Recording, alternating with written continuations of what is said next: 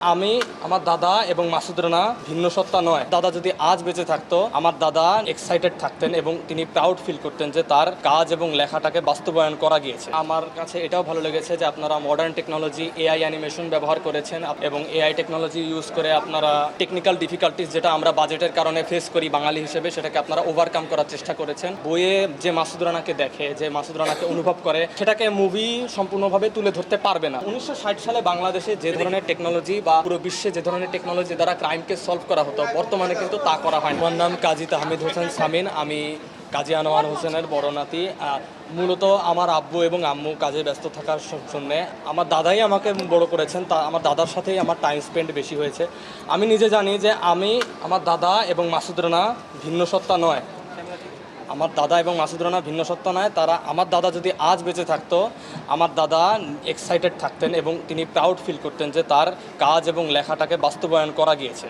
পূর্ববর্তী মুভিতে আমরা দেখতে পাই অনেকে ডিসঅ্যাপয়েন্টেড হয়ে গিয়েছিলেন এবং অনেকে আশা প্রত্যাশা হারিয়ে ফেলেছিলেন যে ভবিষ্যতেও এরকম লেজেন্ডারি লেখাকে পরে পুঁজি করে নষ্ট করে ফেলা হবে, কিন্তু আমরা এখন সেটা মনে করি না এবং আমাদের কাহিনীটাকে পরবর্তীতে যদি আবারও মুভি বানানো যায় এবং আমরা সবাই এটাতে খুশি হব।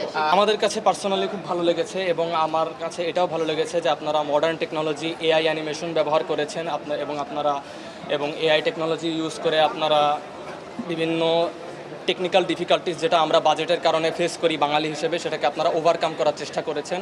হাওয়েভার কিছু কারেকশন করা দরকার, কারণ এআই অ্যানিমেশনে অ্যাঙ্গেল এবং কালার গ্রেডিংয়ে সমস্যা হয়, কিন্তু এটা কারেকশন করা হলে আমরা আমাদের বাজেটের যে সমস্যা বাঙালি হিসেবে সেটাকে ওভারকাম করে সুন্দর সিনেমা তৈরি করতে পারবো।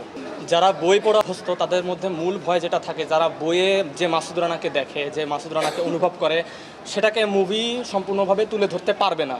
কিন্তু আমরা যদি সঠিক কাস্টিং করি, আমরা সঠিক পার্সোনালিটির অ্যাক্টরকে চুজ করি এবং আমরা যদি আমাদের বাজেটের প্রবলেমটাকে ওভারকাম করে নতুন টেকনোলজি ব্যবহার করে মুভি তৈরি করি, সেক্ষেত্রে অবশ্যই আমরা পাঠকদের যে চাহিদা এবং তাদের ইচ্ছাকে পূরণ করতে পারবো। Adaptability, technological adaptability. আমার দাদার যে অ্যাবিলিটিটা ছিল, 1960 সাল থেকে যেহেতু মাসুদ রানা লেখা শুরু করেছেন এবং ওনার লেগাসি কন্টিনিউ করার জন্য ওনার বছরের পর বছর নতুন টেকনোলজি, মিলিটারি ওয়ারফেয়ার এবং নতুন জেনেভা কনভেনশন সহ পুরো দুনিয়ার জিওপলিটিক্স সম্পর্কে ওনার জ্ঞান ধারণ করতে হয়েছে এবং নতুন টেকনোলজিক্যাল এরা এবং নতুন জেনারেশনের যে চিন্তা ভাবনা এবং ধারণা এবং তাদের চাহিদার উপর ভিত্তি করে উনি নিজেকে বিবর্তিত করেছেন এবং পরিবর্তিত করে তার লেখাকে তিনি পরিবর্তিত করেছেন তার আমলে থাকা টেকনোলজির উপর ভিত্তি করে। যেমন 1960 সালে বাংলাদেশে যে ধরনের টেকনোলজি বা পুরো বিশ্বে যে ধরনের টেকনোলজি দ্বারা ক্রাইমকে সলভ করা হতো, বর্তমানে কিন্তু তা করা হয় না। উনি যদি আজ জীবিত থাকতেন এবং তিনি যদি বই লিখতেন, তিনি এখনকার এআই টেকনোলজি এবং এখনকার মোশন সেন্সর এবং এখনকার সকল মিলিটারি ওয়েলফেয়ার সম্পর্কে